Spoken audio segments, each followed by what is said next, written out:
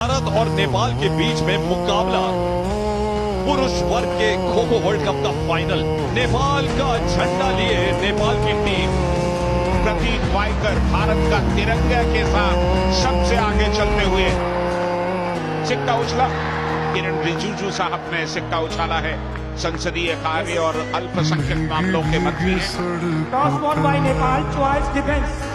नेपाल की प्लेइंग जो 12 है वहां पर 2 नंबर के भरत को जरूर देखिएगा, बहुत क्विक है और साथ ही साथ वसीर के रूप में समीर चंद खेलेंगे। लेकिन बड़े बड़े नाम यहाँ पे रामजी कश्यप, पवनी देख लीजिए 67 नंबर की जर्सी पहनी है, क्विक है बहुत। तो इंतजार की घड़ियां खत्म हुई। सीएसएस मल्लिकार्जुन की चीफ रेफरी है। भारत और नेपाल के बीच में खो खो विश्व कप का फाइनल शुरू होता हुआ भारत अटैक पर और आते ही पहला वार दाग दिया।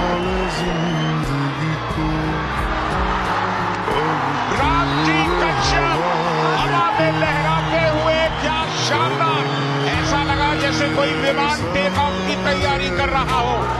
क्या ऊंचाई की! और उसके बाद कप्तान प्रतीक वाइकर वजीर के रूप में छा गए। बहुत जल्दी 2 टैगिंग्स हो गई और एक और अटैक करते हुए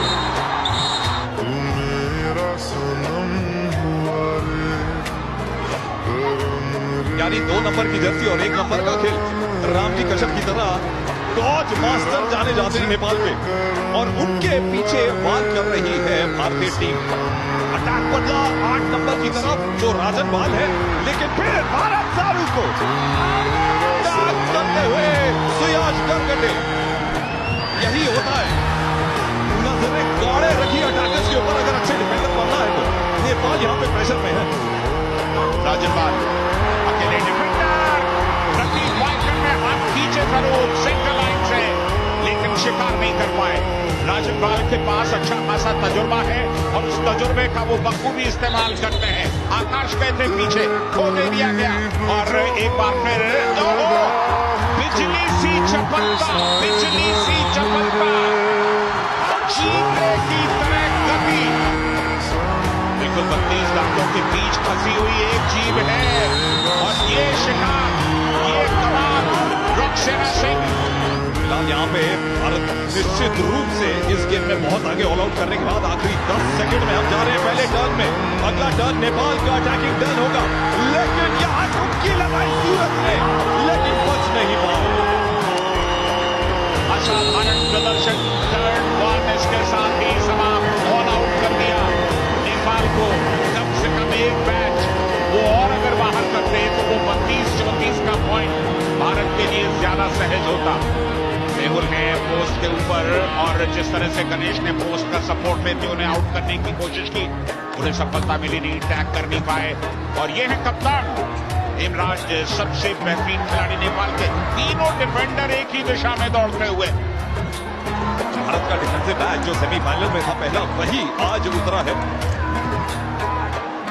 सुमन बर्मन, रोकन सिंह देखिएगा बड़ी तेजी दिखाते हैं। वजीर के रूप में तो खेले हैं, लेकिन डिफेंडर बहुत तेज है और यहाँ पे अकलमंदी चाहिए डिफेंडर्स को। डॉज देने में कामयाब रहे यहाँ पे सुमन बर्मन।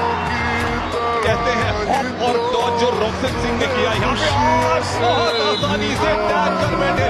तारीफ खत्म भी नहीं हुई और रोकन सिंह जाएंगे डगआउट में।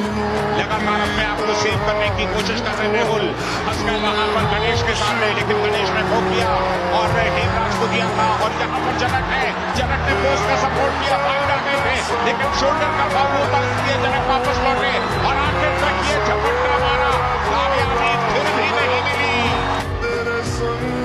ओहो, यहाँ पर टॉस देने की कोशिश कर रहे थे सुब्रमणी, लेकिन कामयाब हुए नहीं और अब बचे हैं सिर्फ आकाश। और भारत को ड्रीम रन अगर लेना है तो 1 मिनट और 10 सेकंड और बिताने होंगे आकाश को। आकाश की ऊंचाइयां छूनी है। आकाश ने नंबर 4 की जर्सी पहने हुए और आकर बैठे यहाँ भारत सारू बहुत आसान सा रनिंग टैग कर गए। आखिरकार 6 नंबर की जर्सी पहने 1 नंबर के डिफेंडर है रामजी कश्यप मेरे लिए तो दादा। बिल्कुल कितना टाइम निकालेंगे रामजी कश्यप, क्योंकि नेपाल भले ही 10 पॉइंट पीछे है, लेकिन ये एक ऐसा फासला है जिसे नेपाल पाट सकता है। टर्न 3 में वो इस फासले को पाट सकता है। और जब सिंगल डिफेंडर होता है और वो चेन डिफेंस करता है तो ये अटैकर्स के लिए सबसे मुश्किल काम होता है इस समय। कहते हैं वो ताव अगर कोई दे डिफेंडर तो सोच लीजिए कि मुट्ठी में है, सारी मूवमेंट उसके पास और भगा भगा के ये अटैकर्स को थकाते हैं ऐसे डिफेंडर।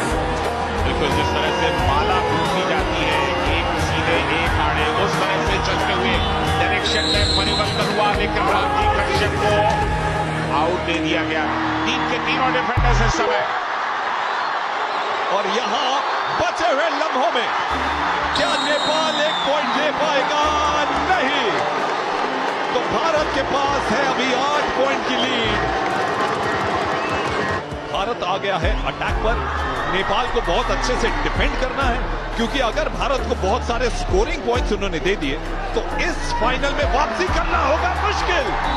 लेकिन रामजी कश्यप गजब के खिलाड़ी हैं, वाह वाह रामजी। राम जी को जब मौका मिलता है तो वो उस पर चौका लगाते, चूकते हैं नहीं। अनिकेत गोटे को लाया गया है जो कि सब्स्टिट्यूट्स की फेहरिस्त में है। बिल्कुल डिफेंस में कोई पॉइंट नहीं मिला भारत को। एक टर्न और है, देखना है डिफेंस में क्या हासिल कर पाते हैं। 26 पॉइंट्स हासिल किए थे पहले टर्न में। शॉट खोज एक दूसरे को देते हुए आकाश ने गति पकड़ी है और यहां पर सही समय पर उन्होंने रामजी कश्यप थोड़ा सा फेक किया, एक पैर पर उछले, लेकिन तुरंत वापस आकर अपनी जगह पर बैठ गए।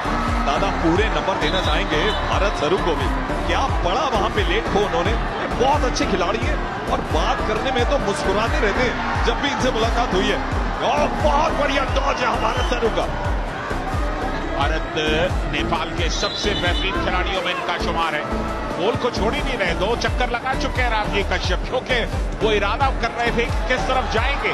भारत ने एक हल्का टॉस दिया था, ये दावा किया है कि यहां टच मिलना चाहिए। निकेत पोटे ने कहा कि मैंने आपके जूते को टच कर लिया था और सरू एकदम से हाथ मिलाने पहुंच गए। बिल्कुल मुझे लगता है कि पहला पैर तो निकल गया, यहां स्पर्श हुआ नहीं, लेकिन दूसरा पैर जूते का जो सोल है वहां पर जरूर उंगलियां लगी हैं। बहुत अच्छे खिलाड़ी हैं भारत सरू, लेकिन वापस जाना होगा डगआउट में। मेरे ख्याल से खो खो के गेम के लिए नेपाल ने भी जो योगदान दिया उसे नहीं भूलना चाहिए। महिला और पुरुष की टीम फाइनल में आई है और क्या टैलेंट लेकर आए हैं। लेकिन भारतीय टीम का जो प्रदर्शन है यहाँ पे, मेरे ख्याल से वो सेमीफाइनल साउथ अफ्रीका के बाद कुछ नींद से और उभर के आई है भारतीय टीम। नेपाल के खिलाफ पहला मुकाबला खेला था और तब भी थोड़ी सी परेशानी हुई थी भारत को, एक तरफा नहीं जीत पाए थे, सिर्फ 5 पॉइंट के फासले से जीता था और वो भी लो स्कोरिंग मुकाबला था।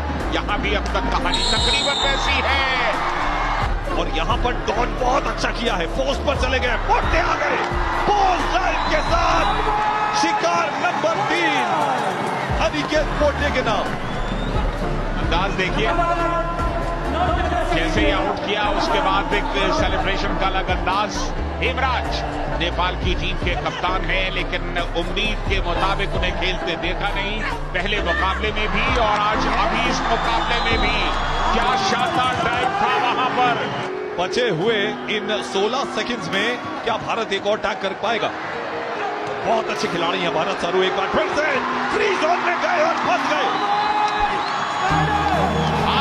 खुले हवा में उड़े और क्या शानदार शिकार। जनक नहीं बल्कि राजन है। चलिए आखिरी लम्हों में ये टर्न 3 समाप्त हुआ। भारत 54, नेपाल 18, यानी कि नेपाल को अगर जीतना है तो भारत के 6 मैचेस बाहर करने होंगे और 7वें मैच का भी एक खिलाड़ी बाहर करना होगा, तभी नेपाल जीत सकेगा। 19 को बाहर करेंगे, 38 पॉइंट ले जाएंगे। उम्मीद पर दुनिया टिकी है दादा, नेपाल कुछ भी कर सकता है। खो खो की एक परिक्रमा की है उन्होंने, तपस्या की है खो खो की, और एक बहुत अच्छी टीम के साथ उनका मुकाबला है, ये तो मानना पड़ेगा। लेकिन वो परिक्रमा पूरी यहाँ होनी चाहिए। 18 बार 18 खिलाड़ियों को टैग करना होगा। विश्व कप का फाइनल आप देख रहे हैं लाइव दिल्ली के आईजी वेन्यू से। बिल्कुल, चलिए शुरुआत हुई, गौतम बाहर गए, उसके बाद ताव भी दिया जांगों पर, और ये बहुत देखते हैं डिफेंडर्स जब करते हैं इस तरीके से। अटैकर्स को तो देखा ही है, लेकिन एक डॉज के बाद वो ताव देखे हुए थोड़ा सा समय हो गया। ओ बहुत अच्छा यहाँ पे स्ट्राइक करते हुए डॉज मारा, निकलने कमाल का। अब डिफेंडर के पास ये पॉसिबिलिटी है, लेकिन अब भी अपनी जगह पर मौजूद रहेंगे। बार बार डायरेक्शन चेंज होने की वजह से जो अटैकर्स है उन्हें अपना प्रयास छोड़ना पड़ता है। चलिए आखिर तक समीर ने फूंक दिया हाथ और यहां पर एक फेक को करने की कोशिश। चलिए बढ़िया टच किया यहां पर आखिर अनिकेत पोटे को बाहर जाना पड़ेगा। 2 पॉइंट्स और नेपाल के फेवर में। मेरे ख्याल से बहुत अच्छा ट्रैप सेट किया था वहां पे नेपाल ने और गणेश ने टैग कर दिया अनिकेत पोटे को। इस समय बचे हैं आकाश और बहुत जल्दी टैग करना होगा नेपाल को यहाँ पे प्लानिंग के साथ। अब ये साफ हो चुका है कि भारत डिफेंस में एक भी पॉइंट नहीं लेने वाला। नहीं अभी टाइम हो सकता है क्योंकि 50 सेकंड बाकी है। अगर आकाश चले गए तो फिर डिफेंस के पॉइंट्स की गुंजाइश नहीं। दावा है टच हुआ है तो भारत अब डिफेंस में पॉइंट नहीं ला पाएगा, ये तय हो चुका है। 1.5 मिनट बचा है। नेपाल के लिए बहुत बड़ा फासला तय करना बाकी रह गया और भारतीय दर्शक यहां पर अब सेलिब्रेट करना शुरू कर चुके हैं क्योंकि कुछ ही लम्हों की बात है, दूसरा विश्व कप भारत के पास आने वाला है। बिल्कुल यहां पर शोल्डर का फाउल कमिट किया, यमन ने उन्हें बाहर वापस जाना पड़ा।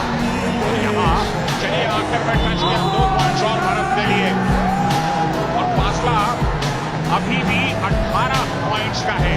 तो जाहिर है 3 मैचेस बाहर करने पड़ेंगे 20 सेकंड्स में, जो असंभव है।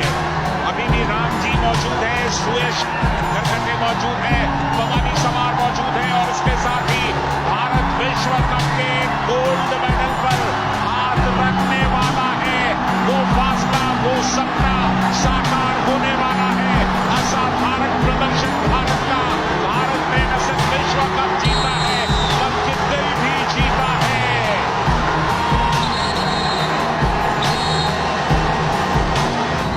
कमाल का प्रदर्शन, एक स्वप्न साकार हुआ। पहली बार विश्व कप की मेज